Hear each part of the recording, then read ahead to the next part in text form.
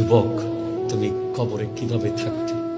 কবরে না জেনারেটর আছে, না কোনো লাইট আছে, চিৎকার দিলে কে শুনবে?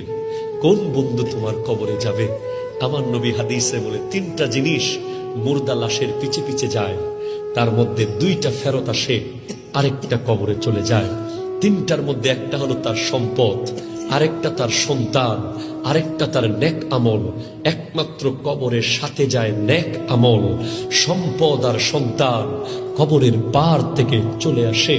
কত কবর আছে এই পৃথিবীতে যে একবার গেছে কবর দিতে, আর জীবনে কোনোদিন কবরের পারে যাওয়ার সুযোগ হয় নাই সন্তানের। একবার কোনো মতে লাশটা ঢুকাইয়া সন্তান আমেরিকায় চলে গেছে, লন্ডন চলে গেছে, ইউরোপে চলে গেছে, আর কোনোদিন লাশের কবরের পাশে আসে নাই।